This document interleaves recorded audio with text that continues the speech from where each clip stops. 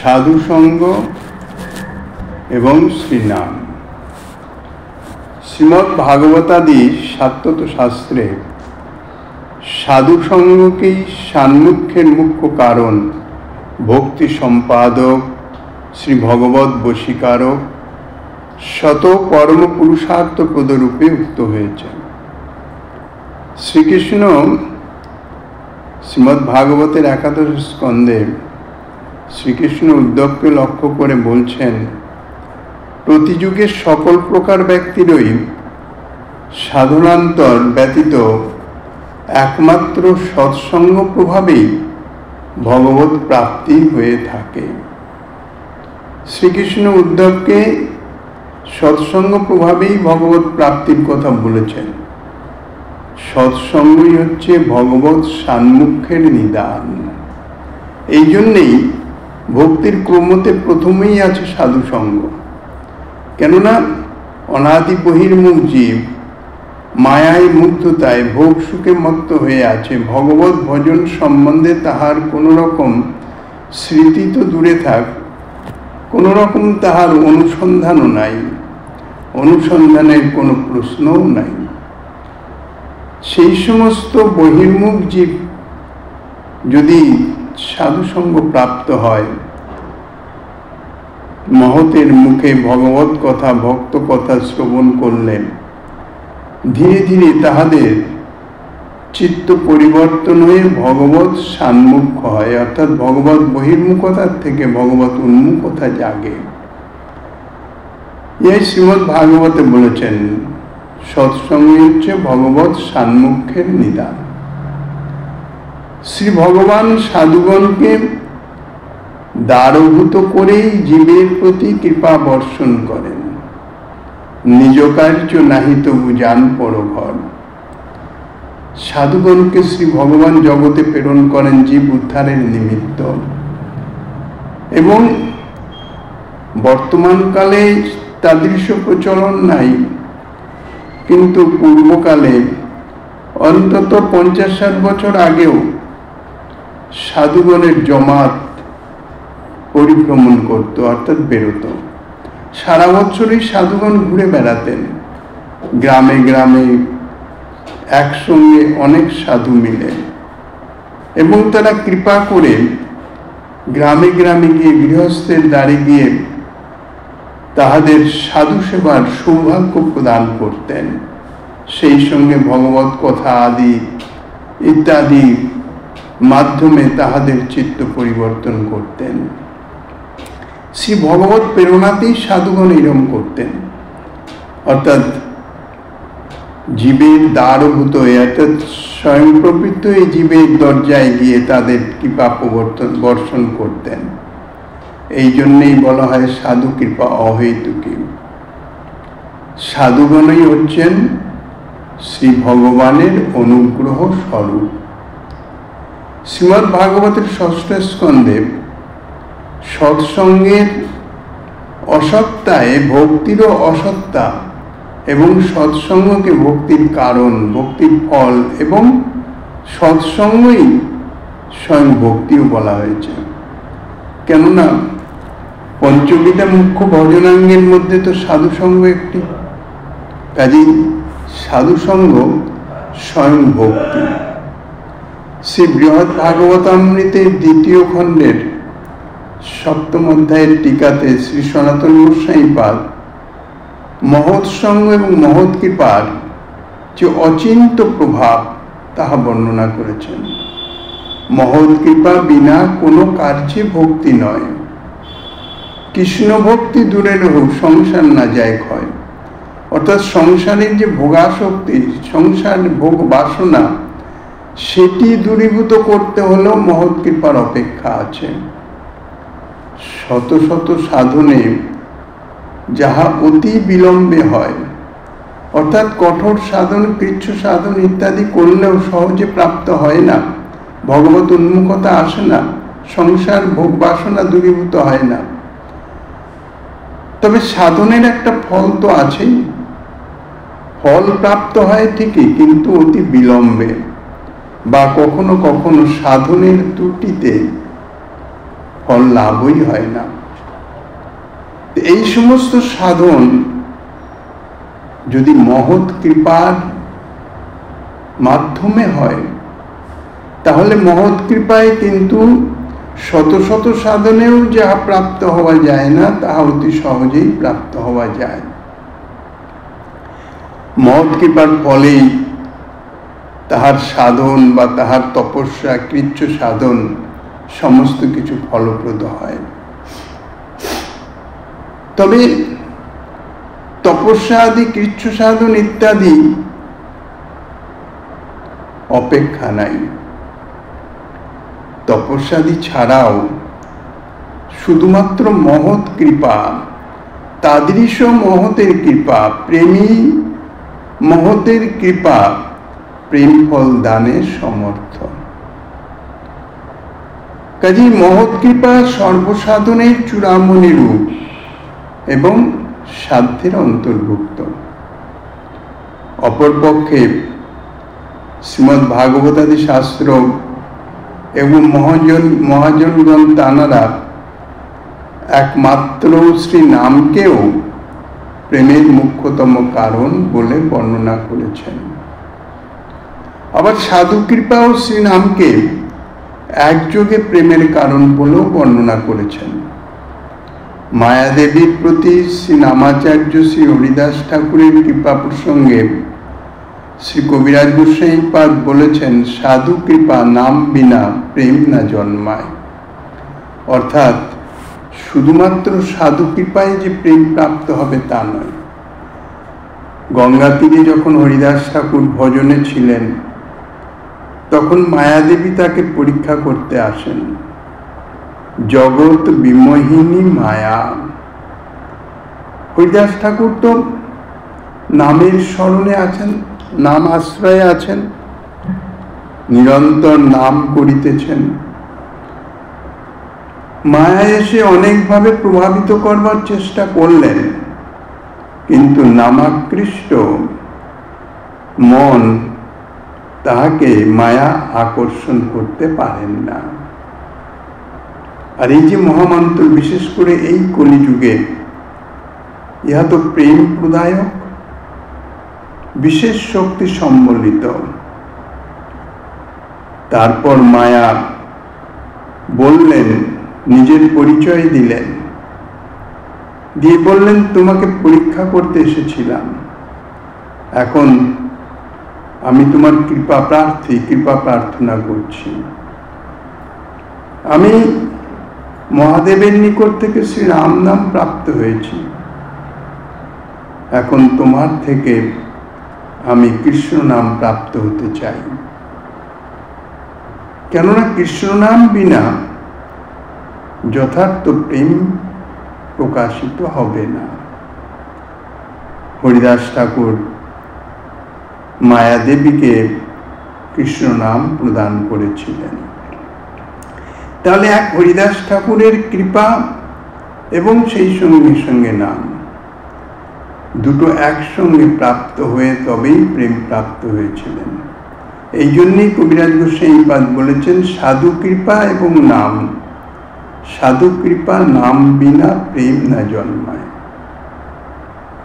তাহলে এখানে এই ঘটনার মাধ্যম দিয়ে বা এই কথার মাধ্যম দিয়ে এটাই বোঝা যায় যে প্রেমের কারণ যুগপৎ, সাধু কৃপা এবং শ্রীনাম।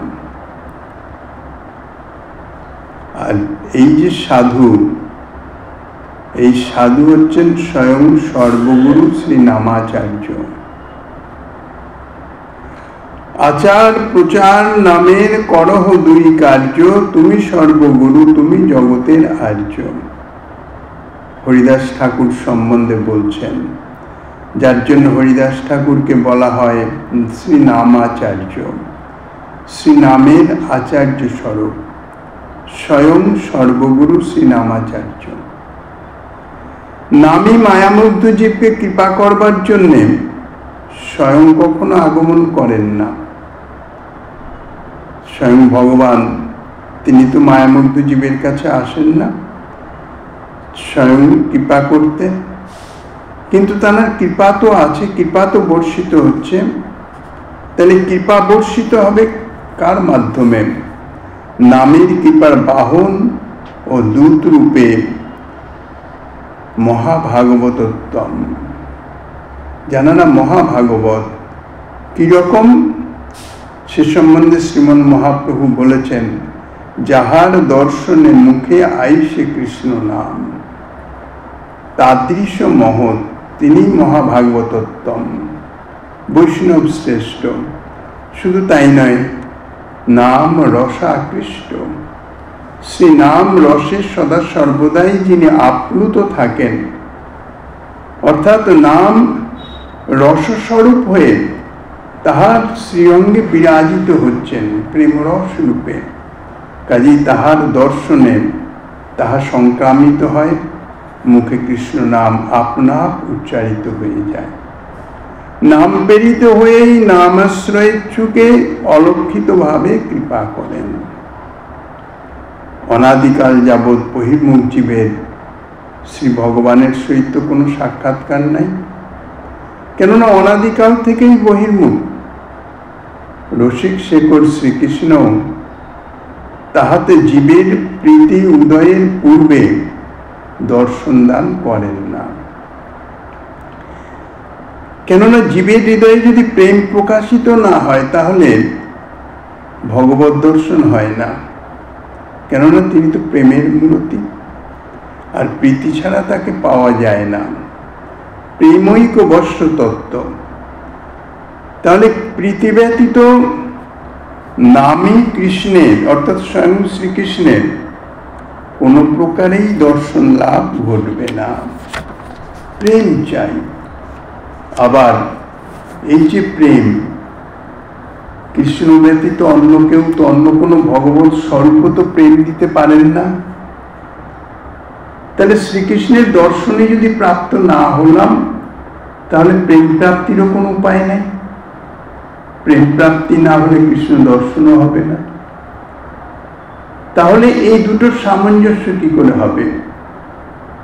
কৃষ্ণ না পেলে প্রেম পাওয়া যাবে না, আর প্রেম না পেলে কৃষ্ণও পাওয়া যাবে।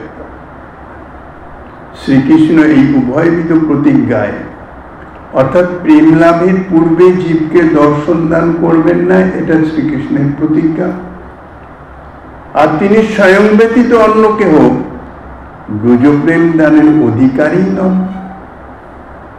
তো এই যে উভয়বিধ দু রকমের প্রতিজ্ঞায় বদ্ধ হয়েও একমাত্র তার নামাভাস রূপ ছল হেতু পাইলেই অতিশয় অনুগ্রহ কাতরতা বশত যাহার দর্শনে মুখে আইসে কৃষ্ণ নাম, এইরূপ কোন নিজজনকে, অর্থাৎ তাদৃশ নাম প্রেম রসাবিষ্ট মহৎকে, নিজজনকে, যিনি প্রেম প্রাপ্ত হয়েছেন, প্রেমী ভক্ত, তিনি তো শ্রীকৃষ্ণের নিজজন। তো এইরূপ নিজজনকে যেমন তেমন জন নয়, যাহার দর্শনে মুখে আইসে কৃষ্ণ নাম, তাদৃশ নিজজন অনাদি বহির্মুখ জীবের নিকটে পাঠিয়ে নাম রূপে বদ্ধ জীবের নিকটে আত্মপ্রকাশ করেন। অর্থাৎ ভগবত দর্শন দান করেন প্রেমের পূর্বে, স্বরূপে নয়, নাম রূপে। আর সেই নাম প্রাপ্ত হন তাদৃশ মহৎজনের মাধ্যমে। শ্রী ভগবানই কৃপা করে, জীব তো তার নিজজন, কাজে জীবের প্রতি কৃপা অনাদিকাল থেকেই বর্ষিত হচ্ছে, কিন্তু একটা মাধ্যম তো চাই, সরাসরি তো পৌঁছাচ্ছে না। সেই মাধ্যম হচ্ছে শ্রী ভগবানের নিজজন, নাম প্রেম রসাবিষ্ট যিনি, তিনি। তাদৃশ জনকে এই মায়ামুগ্ধ অনাদি বহির্মুখ জীবের নিকটে পাঠিয়ে তানার মাধ্যমে নাম রূপে তিনি সেই বদ্ধ জীবের নিকট আত্মপ্রকাশ করেন, অর্থাৎ বদ্ধ জীবকে দর্শন দেন। দর্শন অর্থাৎ তার সান্নিধ্য, তাকে সান্নিধ্য প্রদান করেন। বহির্মুখ জীবের নামী রূপে মুহূর্তের জন্য কৃষ্ণ সাক্ষাৎকার লাভের সম্ভাবনা নাই। কেননা বহির্মুখ জীব, সে তো বিষয়ে ভোগাবিষ্ট, জড়জাগতিক বিষয়ে ভোগাবিষ্ট। কাজেই নামী রূপে অর্থাৎ শ্রীকৃষ্ণ স্বয়ং রূপে নিজ স্বরূপে শ্রীকৃষ্ণের দর্শন লাভের বিন্দুমাত্র কোনো সম্ভাবনা নাই। কিন্তু এমনই করুণাময় শ্রী ভগবান শ্রী গোবিন্দ সর্ববিধি নিষেধের অতীত হচ্ছেন শ্রী নাম। নাম রূপে তিনি অবতীর্ণ হয়েছেন। যে নাম স্বরূপের মতন এতাদৃশ কোন বিধি নিষেধের বন্ধনে আবদ্ধ নন। নামেই নাম রূপে অবতীর্ণ হচ্ছেন। নাম নামই তো অভেদ। নিজ স্বরূপে তিনি অবতীর্ণ হতে পারছেন না, তাই নাম রূপে অবতীর্ণ হচ্ছেন। সমস্ত বিধি নিষেধের অতীত করে নাম রূপে অবতীর্ণ হয়ে সর্বাবস্থায় সর্বত্র সাক্ষাৎকার লাভ, এমনকি তার দ্বারা প্রেম প্রাপ্তি পর্যন্ত করিয়ে দিচ্ছেন। এতৎ প্রসঙ্গে শ্রীমদ্ ভাগবতামৃতে শ্রী গোপকুমারের প্রতি শ্রী ভগবানের উক্তি তাহাতেই প্রকাশিত হয়েছে। সংকেত পরিহাসাদি কৃতেন মন্নাম কীর্তনাদিনা কিনাপি প্রকারেণ কদাপি ময়া সহ ভবত সম্বন্ধ মা ভূত যেন সকৃত সেতুমপ্যতিক্রমজামিলাদি বদাকৃষ্যা নয়াম ইতি ভাব। যে মায়া শ্রীকৃষ্ণের সম্মুখে গমন করতে সর্বথা বিলজ্জমানা, বহির্মুখ মায়া সর্বদা বাইরেই অবস্থান, শ্রীকৃষ্ণের সম্মুখে যেতে পারেন না। সেই মায়ার অধিষ্ঠাত্রী মায়াদেবীর পক্ষে শ্রীকৃষ্ণ দর্শন বা তৎকৃপায় প্রেম লাভ এটি চিরকালই অসম্ভব। কেননা শ্রীকৃষ্ণের সামনেই তো যেতে পারবেন না, শ্রীকৃষ্ণের সাক্ষাৎকারই তো হবে না মায়াদেবীর, তাহলে প্রেম কি করে প্রাপ্ত হবেন? কাজে সর্বথা অসম্ভব। সেই মায়াদেবীর প্রতিও অত্যন্ত অনুগ্রহ কাতর হয়ে যুগপৎ একই সঙ্গে শ্রী নামাচার্যকে এবং পারক প্রেমদায়ক নিজ নামকে অবতীর্ণ করিয়ে নামী অর্থাৎ স্বয়ং শ্রীকৃষ্ণ স্বীয় ভাবী মহাবদান্য অবতারের পূর্বাভাস প্রদান করেছেন। শ্রী গৌরাঙ্গ সুন্দর আবির্ভাবে কি জাতীয় কৃপা বর্ষিত হবে তাহার পূর্বাভাস দিয়েছেন মায়াদেবীকে কৃপা।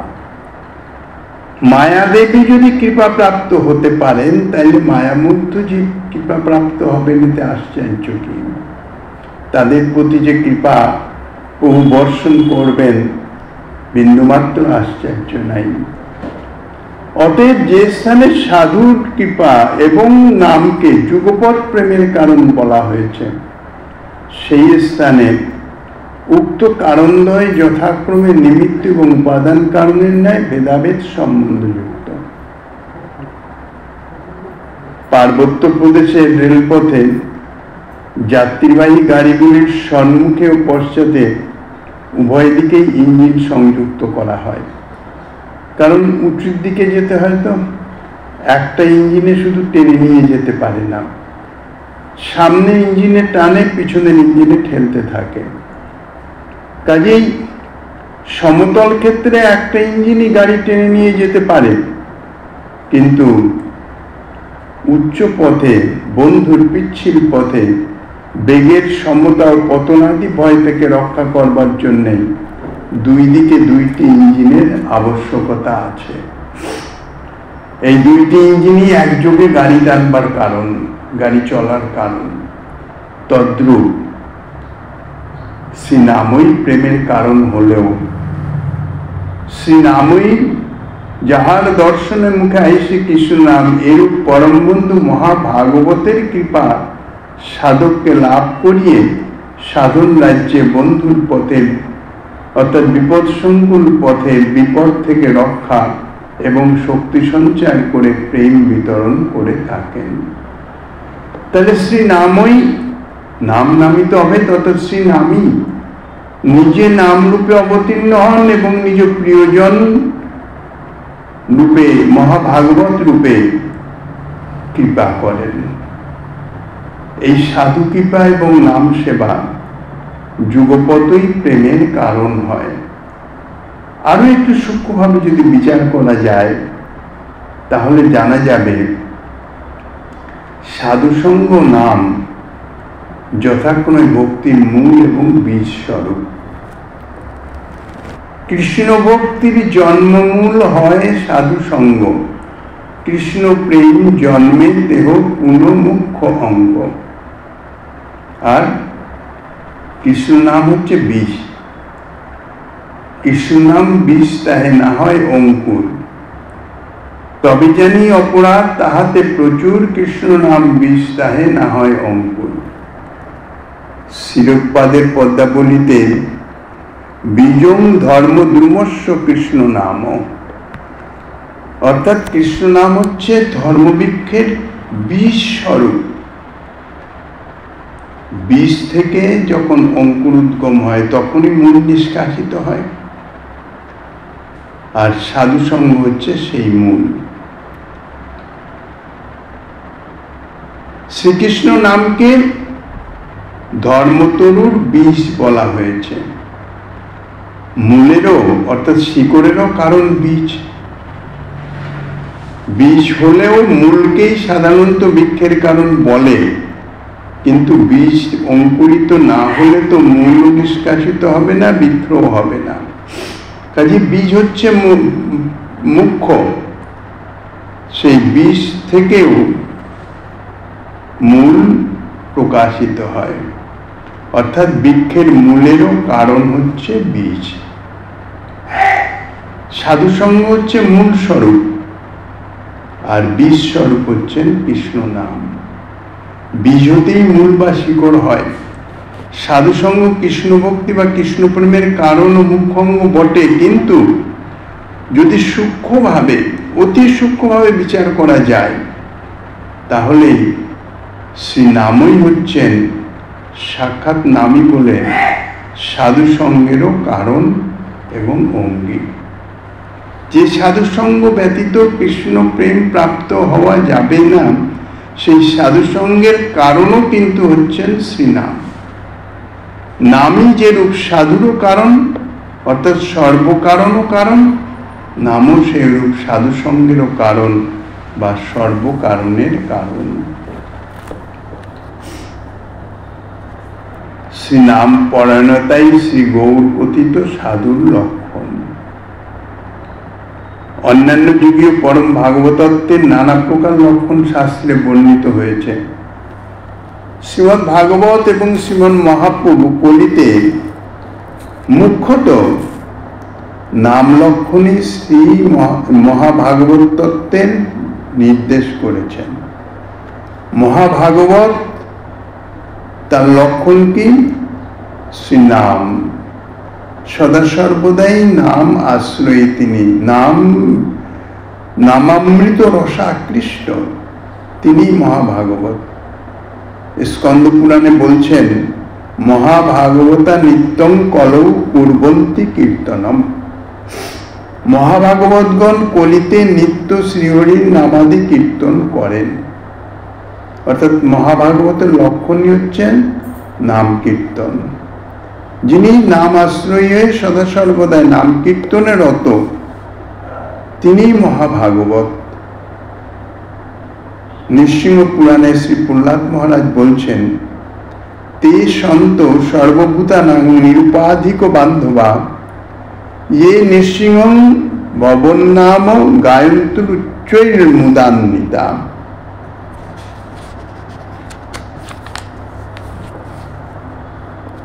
হে নৃসিংহদেব, যাহারা হর্ষ ভরে উচ্চেশ্বরে আপনার নাম কীর্তনকারী, সেই সকল সাধুই সর্বপ্রাণীর নিরুপাধিক বান্ধব। অতএব শ্রীনামই হইতেছে মহাভাগবতত্বের কারণ। মহাভাগবতত্ব হচ্ছে নামের কার্য। অর্থাৎ মহাভাগবতত্ব প্রাপ্ত হতে হলে নাম আশ্রয়ী হতে হবে। নাম প্রভু কৃপা করে তাহার মধ্যে প্রকাশিত হয়ে তাহাকে মহাভাগবতত্ব প্রদান করেন। এটি হচ্ছে নাম প্রভুর কার্য।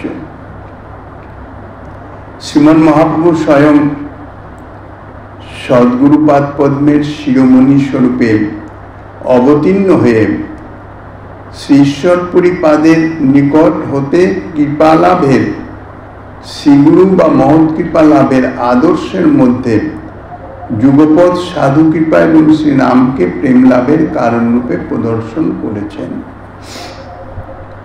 শ্রী বিরদ ভাগবতামৃতে শ্রী গোপকুমার যখন শ্রী বৃন্দাবনে সহসা শ্রীমৎ গুরুদেবের দর্শন লাভ করলেন এবং শ্রী গুরুদেব প্রদত্ত পরম রহস্য প্রকাশক প্রসাদ প্রাপ্ত হয়ে প্রেমাপ্লুত হলেন, তখন প্রেম বৈবর্ষ বশত অন্য কোনো ভক্তিরই অনুষ্ঠান করতে পারলেন না।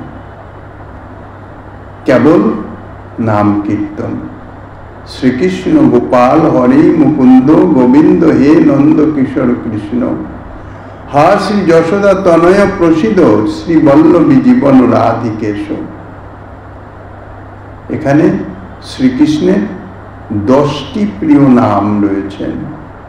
শ্রীকৃষ্ণ গোপাল, মুকুন্দ, গোবিন্দ, নন্দকিশোর, কৃষ্ণ, যশোদা তনয়, শ্রী বল্লভী জীবন রাধিকেশ।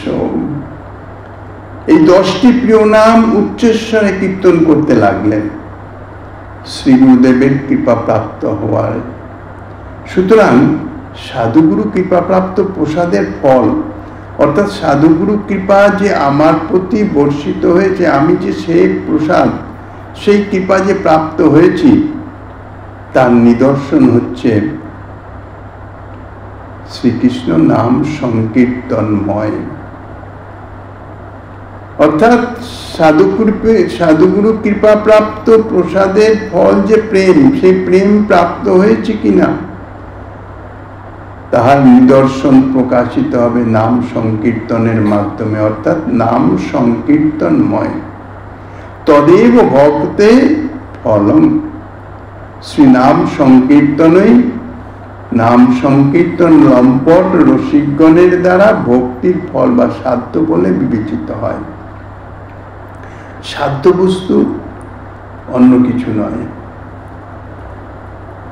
নিরন্তর নাম যদি স্ফুরিত হয়, সেই নাম প্রাপ্তি হচ্ছে সাধ্য। তাই বলছেন নাম সংকীর্তন লম্পট। যে সমস্ত রসিক শিরোমণিগণ যারা নামামৃত রসে সদা সর্বদা আবিষ্ট থাকেন, তাহাই এই নামামৃত রসই হইতেছে যথার্থ সাধ্য বস্তু। শ্রী শ্রী জীব গোস্বামীপাদ তাঁর কর্ম সন্দর্ভ টিকায় শ্রীমন মহাপ্রভু সম্বন্ধে বলেছেন, যদ দর্শনে নৈব সর্বেষাং কৃষ্ণ স্ফুরতি। যে শ্রীকৃষ্ণ চৈতন্য দেবের দর্শনের দ্বারাই সকলের মুখে কৃষ্ণ নামের স্ফূর্তি হয়, তাহাকেই শ্রীমদ্ ভাগবতে কৃষ্ণ বর্ণ বলা হয়েছে। অর্থাৎ শ্রীমন মহাপ্রভুর দর্শনে, দূর থেকে দর্শনেই তাহার প্রেমোদয় হয়। আর প্রেমোদয়ের লক্ষণ হচ্ছে মুখে নিরন্তর কৃষ্ণ নাম। অতএব শ্রী চৈতন্যের মুখোদ্গীর্ণ নামে সাধু কৃপা স্বতঃসিদ্ধভাবে নিত্য বিরাজমান। স্বয়ংরূপ শ্রীকৃষ্ণ এবং তাহার স্বরূপ শক্তি শ্রী রাধারানী ব্যতীত আর কেহই শ্রী ব্রজপ্রেম দান করতে সমর্থ নন। শ্রী শ্রী রাধা গোবিন্দ মিলিত তনুই তো শ্রীমন মহাপ্রভু, আর তাঁরই প্রসাদই হচ্ছে এই হরে কৃষ্ণ নাম। এই নামের স্বয়ং রূপ, অর্থাৎ তার স্বরূপ শক্তি, তার কায়বু ও মহৎ বা সাধু ও নামের পূর্ণতম কৃপা শক্তি যুগপৎ অধিষ্ঠিত থাকায় এই নাম অনুশীলনে ব্রজপ্রেম লাভ অবশ্যম্ভাবী। এই জন্যেই হরিদাস ঠাকুরের প্রতি শ্রী মায়াদেবী তিনি কৃপা করে, হরিদাস ঠাকুরের কৃপা পেয়ে বলেছেন, চৈতন্য অবতারে বহে প্রেমামৃত বন্যা, সব জীব প্রেমে ভাসে পৃথিবী হইল ধন্যা। শ্রীমন মহাপ্রভুর অবতারে বাস্তবিক প্রেমামৃতের বন্যাই বয়ে গেছে। কারণ বন্যা কি করে? যখন প্রবল জলরাশি নদীপথে আসে, নদীর সামর্থ্য হয় না তাহা নিজ গর্ভে ধারণ করবার, স্ফীত হয়ে যায়, দুই কূল প্লাবিত করে দেয়, সবকিছু ভাসিয়ে নেয়, সব একাকার করে দেয়, ইহাই তো বন্যা। তা শ্রীমন মহাপ্রভুর আবির্ভাবে তো তাই হয়েছে। উচ্চ নিচ, যোগ্য অযোগ্য, পাপী পুণ্যাত্মা ইত্যাদির কোনো ভেদ নাই, সকলকেই অকাতরে প্রেম প্রদান করছেন নামের মাধ্যমে। তাই প্রেমামৃতের বন্যা প্রবাহিত হয়েছে। আর সমস্ত জীব, অধিকারী অনধিকারীর কোনো প্রশ্ন নাই, সমস্ত জীব সেই প্রেমে ভেসে গেল, অর্থাৎ প্রেম প্রাপ্ত হয়ে কৃতকৃতার্থ হয়ে গেল। আর তার ফলে এই পৃথিবী ধন্যাতি ধন্য হল। এই বন্যায় যে না ভাসে সেই জীব ছাড়, কোটিকল্পে তবে তার নাহিক নিস্তার। তো এটা অদৃশ্য প্রেমামৃত বন্যায় যাকে ভাসাতে পারল না, সেই জীব বলছেন তুচ্ছাতি তুচ্ছ, কোটিকল্পেও তার নিস্তার হবে না, মায়ামুক্তি হবে না, সংসার বন্ধনে আবদ্ধই থেকে যাবে। কেননা এমন সুযোগ শ্রীমন মহাপ্রভু রূপে আবির্ভূত হয়ে জগতের জীবকে এমন ভাবে প্রেম প্রাপ্তির সহজ উপায় প্রদান করে গেছেন, তাতেই যদি তাদের রুচি না হয়, তারা যদি গ্রহণ না করতে পারেন, তাহলে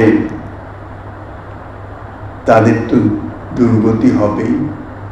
যেমন বন্যার জল যখন ভাসিয়ে নিয়ে যায়, তখন কেউ যদি উচ্চ বৃক্ষের ডালে উঠে বসে থাকে, তাহলে তো বন্যার জল তাকে ভাসাতে পারবে না। তো সেই রকম শ্রীমন মহাপ্রভুর এই বিশেষ কলিযুগে যে বিশেষ নাম প্রেম প্রচার, নাম প্রেম দান, অর্থাৎ নাম সংকীর্তন রূপী ভক্তি অঙ্গের কথা যে বলেছেন, সেই নাম সংকীর্তন, নাম আশ্রয়ে যারা না করতে পারে, অহংকার অভিমানে নামাশ্রয়ী না হয়ে যদি অন্যান্য ভজনাঙ্গের মধ্যেই মত্ত হয়ে থাকে, তাহলে বাস্তবিক তার নিস্তার নাই। সে কথা তো শ্লোকেও বলেছেন, কলৌ নাস্তেব নাস্তেব নাস্তেব গতিরন্ন। হরের নাম হরের নাম হরের নামইব কেবল, একমাত্র হরিনাম, এছাড়া এই কলিযুগে আর দ্বিতীয় উদ্ধারের রাস্তা নাই। এই জন্যই বলছেন, কোটিকল্পে তার নাহিক নিস্তার। পূর্বে যে সকল ঈশ্বরকল্প মুক্ত মহৎ ব্যক্তিগণ, অর্থাৎ পূর্ব কল্পে বা এই কল্পেও অন্যান্য কলিযুগের সাধনার মাধ্যমে তারা মুক্ত হয়ে গেছেন, প্রেমও হয়তো প্রাপ্ত হয়েছেন। ভগবত সাক্ষাৎকার প্রেম বিনা তো হবে না, কিন্তু সাধারণ প্রেম, সাধারণ ভগবত প্রেম,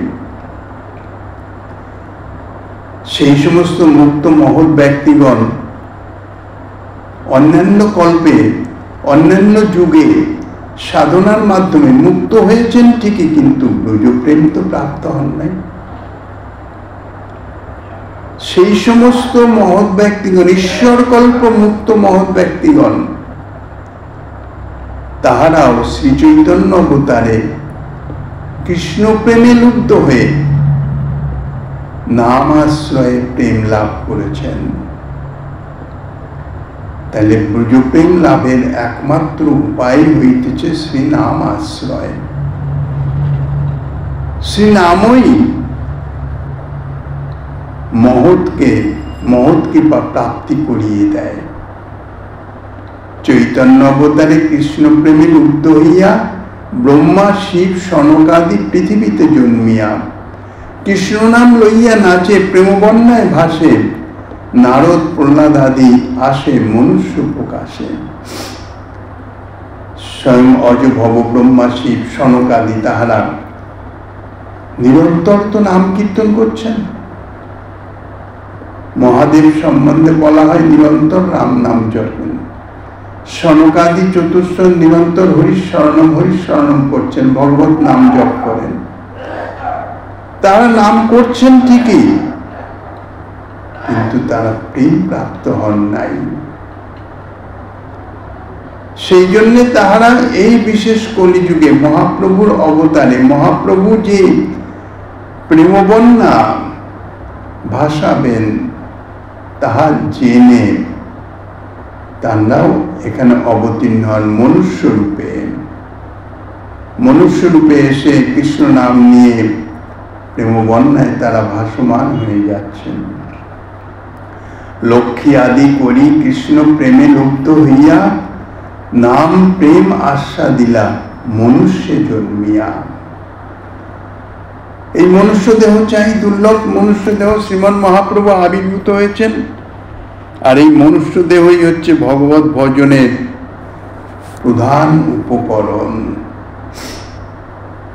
অন্যান্য শরীরে ভগবত ভজন হয় না, নানাবিধ বিঘ্ন। তা যদি হতো তাহলে তো দেবতারা তাহারা ভগবত কৃপা প্রাপ্ত হয়ে যেতেন, প্রেম প্রাপ্ত হয়ে যেতেন,